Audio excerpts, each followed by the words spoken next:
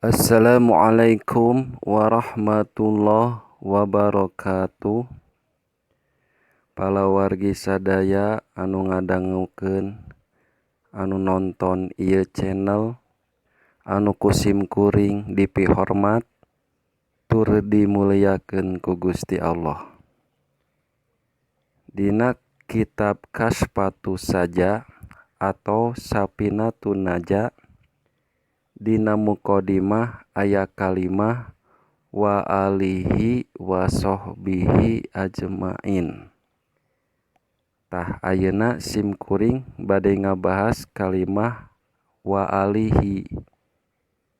Wa alihi didinya tiasa lebet kana keluarga para keluarga Kangjeng Nabi Muhammad sallallahu alaihi wasallam. Nu bari dibahas dina waktos ayeuna keluarga Kangjeng Nabi nyaeta para putra putri Kangjeng Nabi.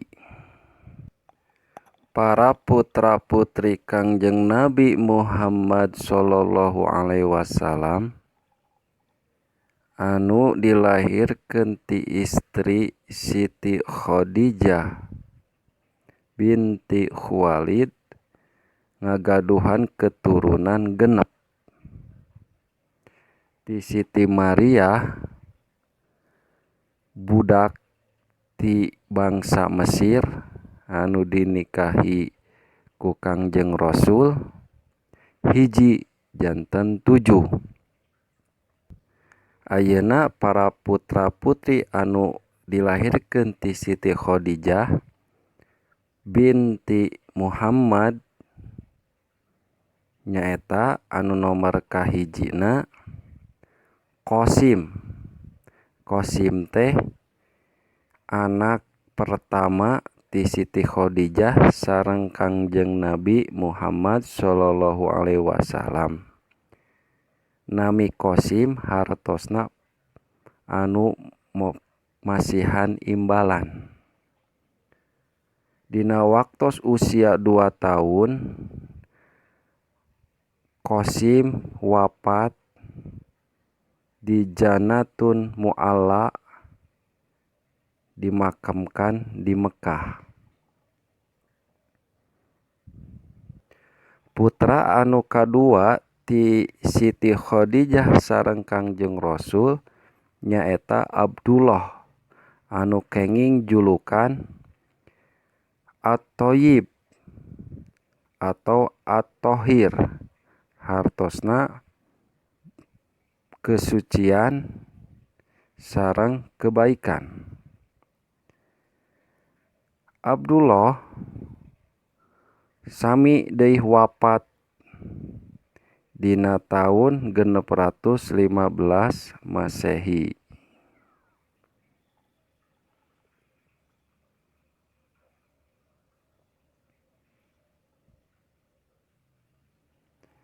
Katilu putri namina Zainab ti Siti Khadijah sareng Kangjeng Rasul. Zainab ieu putri tertua ti Siti Khadijah sareng Rasul. Siti Zainab nikah sareng suami orang jahiliyah atau non muslim anu namina Abul As'arrodi. Ti Siti Zainab ngagaduhan putra sareng putri. Putra namina Ali, putri namina Umayyah. Siti Zainab nikah 2 kali. Anu kaduana secara islami karena suamina masuk Islam. Kaopat Ruqayyah. Ruqayyah nikah sareng Utsman bin Affan. Ruqayyah dilahirkeun 7 tahun sebelum Kangjeng Nabi Muhammad sallallahu alaihi wasallam kenging wahyu pertama. Ti Siti Ruqayyah sareng Utsman bin Affan ngagaduhan keturunan hiji nyaeta Abdullah. Ruqayyah sateu acan nikah ka Utsman bin Affan anjeunna kantos disunting ku pemuda anu namina Utsbah putra Abu Lahab bin Abdul Muthalib. Teras Ruqayyah ngantunkeun alam dunia dina waktos Kangjeng Rasul sareng kaum muslimat kenging kemenangan perang Badar. Kalimana nyaeta Ummu Kulsum. Lahir genep tahun sebelum Kangjeng Rasul kenging wahyu pertama sebagai kenabian. Ummu Kulsum nikah sareng Ittaibah bin Abi Lahab teras telami cerai. Ummu Kulsum teu gaduh keturunan. Teras ditikahi ku saha? Ku Utsman bin Affan. Tetap ti Utsman bin Affan oge teu gaduh keturunan. Ummu Kulsum nikah sareng Utsman bin Affan teh dina sasi Rabiul Awal. Sareng ngantunkeunana Ummu Kulsum dina sasi Sa'ban. Kagenep Fatimah Az-Zahra binti Rasulullah sallallahu alaihi wasallam. Fatimah Az-Zahra ngagaduhan hartos selalu senyum.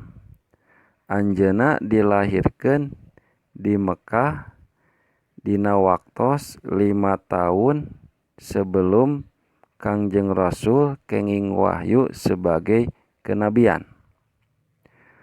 Fatimah nikah sareng sepupu Ali bin Abi Thalib bin Abu Thalib.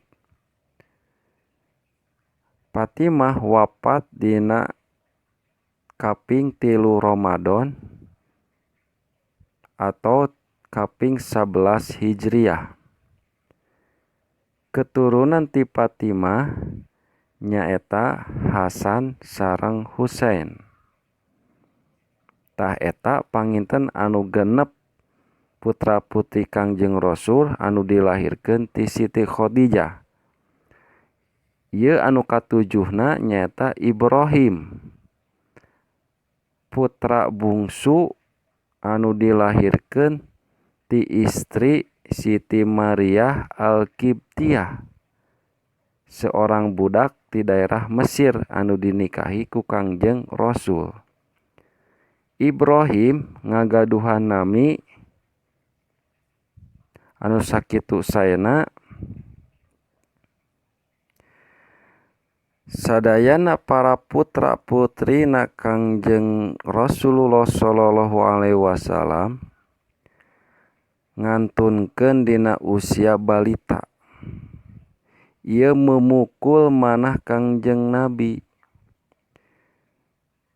Kan Kangjeng Nabi oge seorang manusia ditinggalkeun ku keluarga anu dipikat cinta, pasti memukul anu kacida sedihna. Saur Kangjeng Nabi dina hadis, aku tidak melarang untuk berduka cita, tapi yang kularang menangis dengan suara keras. Hartosna mangga bade sedih mah, tapi ulah kaleuweuhieun sampai ka ceurik gogorowokan. Da Kangjeng Nabi oge dikantunkeun ku para putrana sedih, tapi henteu kelebihan. Tah sakitu panginten tina bahasan para putra putri Kangjeng Rasulullah sallallahu alaihi wasallam. Mudah-mudahan bermanfaat ka jalmi anu mereyogikeun oge sebagai urang nambah keimanan ka Gusti Allah sareng ka Kangjeng Rasul. Wabillahi taufik wal hidayah. Wassalamualaikum warahmatullahi wabarakatuh.